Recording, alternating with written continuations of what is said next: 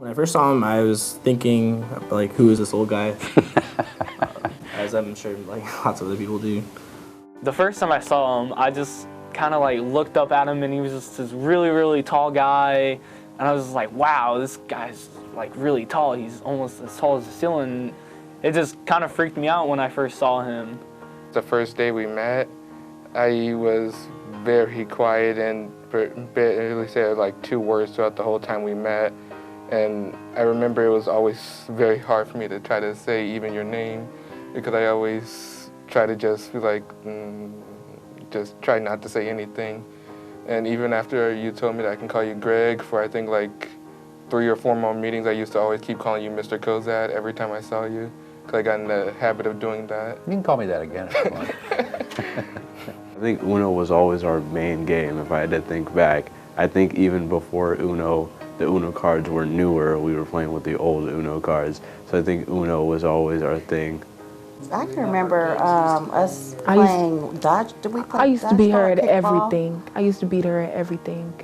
Kickball, basketball, Uno, skip, guess who, everything. She bent the rules a little bit sometimes, but... What? So in middle school, his hair and his bangs were very long. Oh yeah. I think I had some instant, I don't know, did I have any credibility when I told you that I was in a band when I was in high school? I think and I had long hair? Yeah, you would say that you had long hair as well, I think, and whatever. I always thought maybe you were thinking like, you're still old or something. You still can't relate to me just because you had long hair. Yeah. Well, I think that's being a child, really. Is like, you're just sort of like, well, that's an old person. Oh, okay. I was kind of laughing when she said I listened, because when we first started, there was nothing to listen to. She didn't talk at all. We were just talking about that today. It was kind of a one-way friendship. And we turned the corner maybe her sophomore year, junior year, and it became more of a friendship. We talked about what it means to be a friend and have to be reciprocal to each other, and that she should check in with me and I should check in with her, and that's how friends do.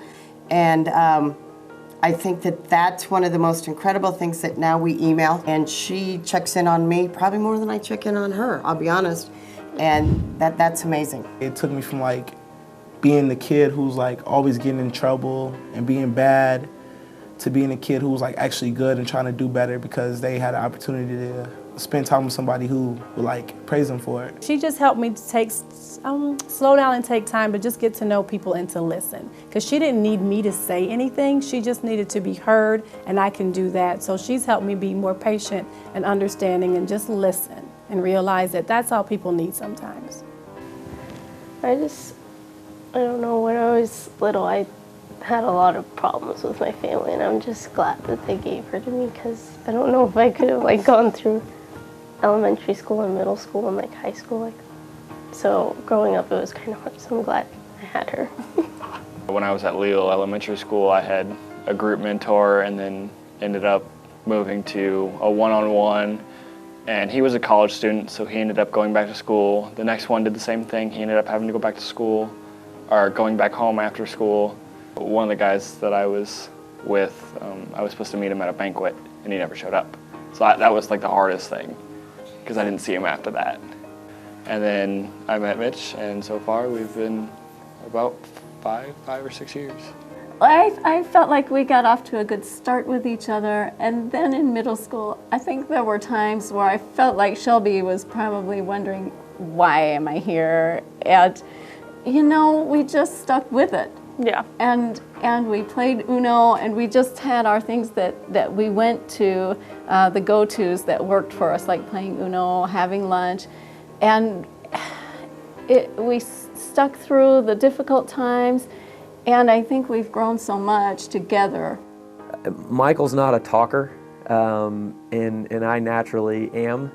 And so there are times where, you know, we'd sit down to have lunch or just to get together. And you know, when you sit together once a week for an hour, and like I said, Michael, I think he'd admit that he's not the most talkative kid. There can be times where, you know, you almost run out of stuff to say. And the how was your weekend question, you know, if Michael answered it just kind of good, it's like, oh man, then we were supposed to talk about that for a little while.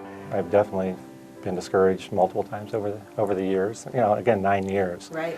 You're going to have some times where you are wondering if you're making enough of a difference. Mm-hmm. You certainly can't overthink it.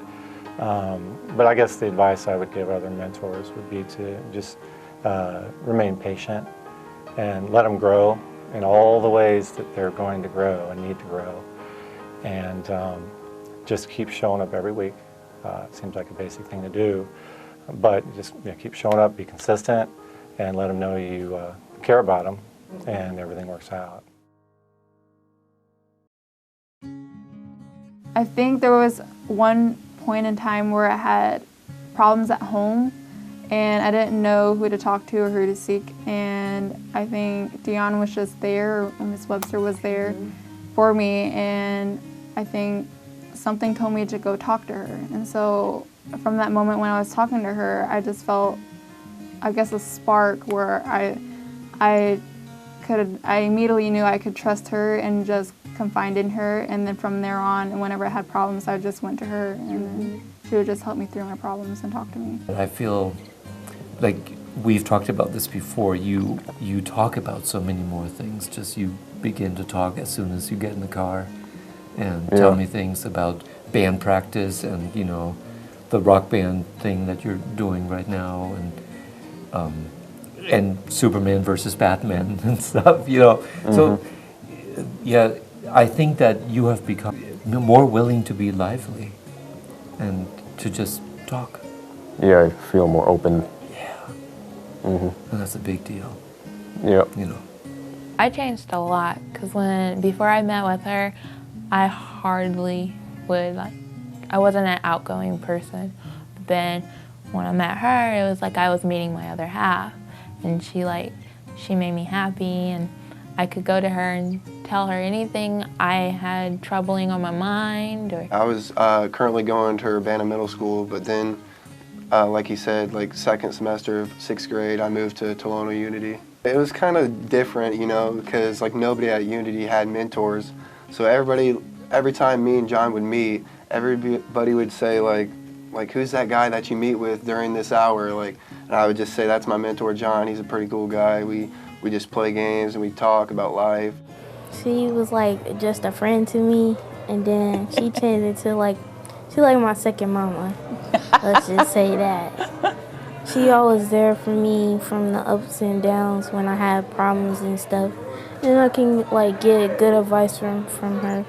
When I won homecoming game, my mom had to work and stuff, so Keenan said he would come, and he was there with me when I got my crown. When he asked me to come to be escort him onto the field for the homecoming king contest, I had no idea he was going to win.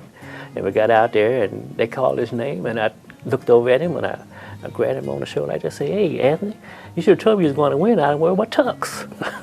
When he comes in, he just takes the time to talk about his day, what he's been doing, and he gives me tips. Like I said before, he gives me tips on life and what it takes. Tells me some of the struggles that he's taking and trying to make me not take those same mistakes and try to benefit me in the long run. In his junior year, he basically just stopped coming to mentoring, and then I showed up, and after many times in a row, I just finally decided, well, he's going to have to make some decisions, and I didn't want to beg him to come, and so I really didn't see him for a year. But then later this year, he requested to see me again, and so that was great. With him being able to be there, even though I know he's busy and stuff, but when he's there, it's oh yes, my mentor is here. I get to kick it with my mentor. Yeah, we're about to chill. I like that, a lot. And I feel an advice I would give a mentee is to always ask questions and to always be open to your mentor and be when are we gonna meet, and always be open to them so they can be open to you, because at first it's hard, getting to know each other. It's part of the family. You just don't say goodbye when someone graduates. He'll always have my number. We love texting. I mean, I didn't know how to do it at first many years ago, but we've learned how to keep in touch whenever we need to. So we'll be continuing on I'm waiting for him to hit college, and if he needs some help, I'll be here. Growing up, I never really had a father, and Larry's always been there for me, so he's kind of filled that role. Not completely. I mean, nobody can really fill that role completely, but he's done his very best, and I absolutely appreciate that. Yeah.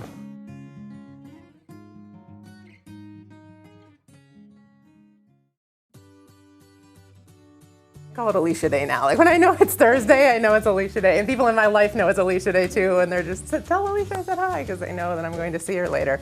And it is the highlight of my week. It's my favorite day because I get to come and see her. The message that I would give to other mentors is that this continuous sort of positive regard that you try to give that other person, a decision that you make really that's about the process of being present with somebody and not worrying really about the outcome. It's process-oriented and not goal-oriented. So I say, okay, I'm just going to keep showing up, and that's in large part what I've done. It's a matter of building trust between each other, and I think we've done that over the years. That's what I think is a priority and most important. Trust and being reliable. Knowing if I couldn't make a week or if I took a vacation, I'd always let him know. I'd always let him know that I wouldn't be there next week, but I'll make up for it the week after. I always want him to know that I'm as reliable as he is reliable. We joked about preparing for this and writing a script, yeah, but we didn't actually do any of yeah, that at all. Which is fine. I think it's better to just be like, yeah. yeah. We both decided it would really cut into our sitting around time.